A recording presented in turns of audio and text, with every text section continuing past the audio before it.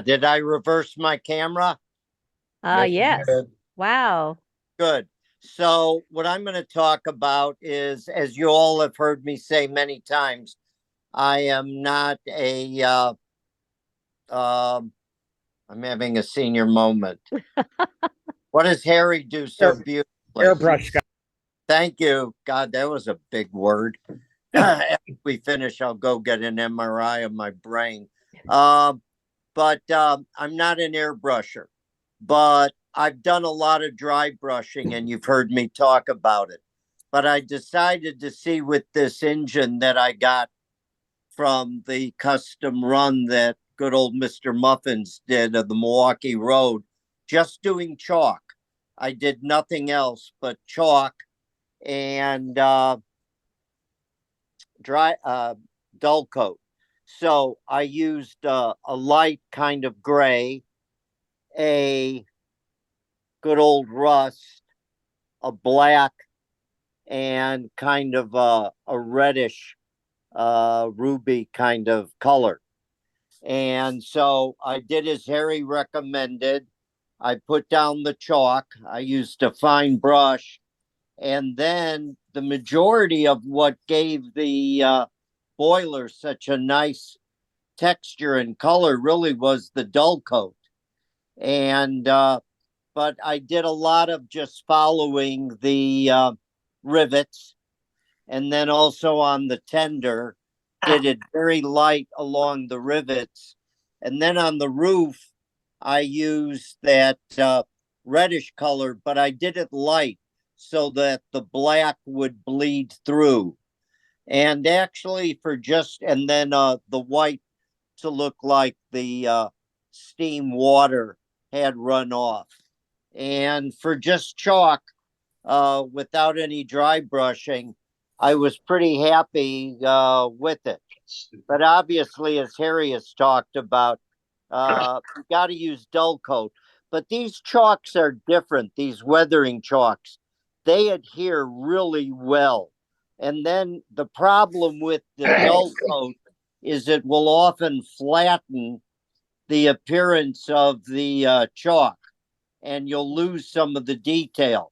So after the dull coat, do I still have the image? Yes. Yes, sir. So after the dull coat, I went back and did the chalk again in several areas. And the nice thing about the dull coat is allows the chalk to bite. It gives it some adherence, and that's a big difference. You try to put these chalks on a smooth surface, they won't adhere. But by having already a layer of dull coat, it really gives you something that bites really nicely. And then I did my usual neurotic shortening of the uh, bar here. And then because of my switches, I had to do the usual wire so that I had better conductivity. But I mean, this really was an evening project. It didn't take a long time, and it was just waiting for the dull coat to dry.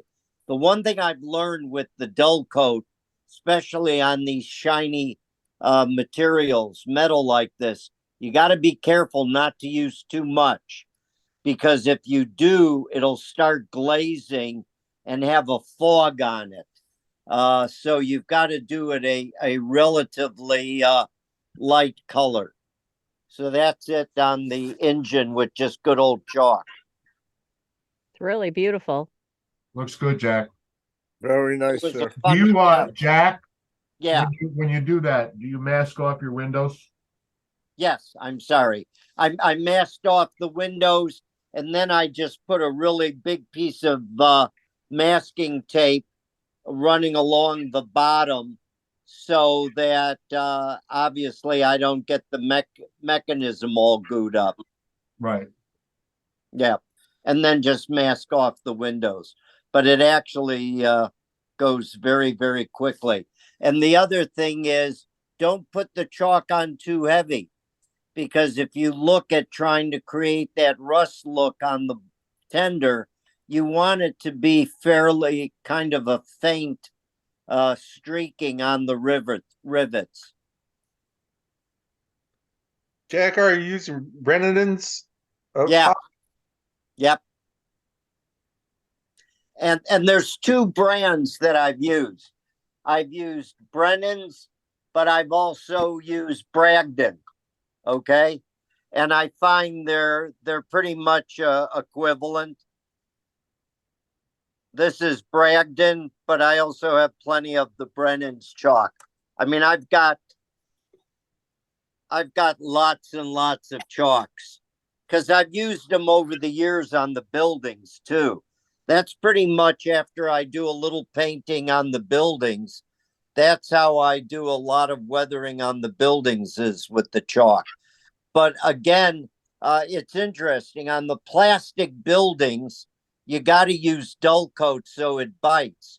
One of the nice thing about the Corber buildings, for whatever reason, you can put chalk directly on them and it bites and stays. It must have something to do with whatever the polymer is and its texture. It seems to hold the chalk better. Good to know. That's it. Thank you, Jack. Terrific. Thank you, Jack.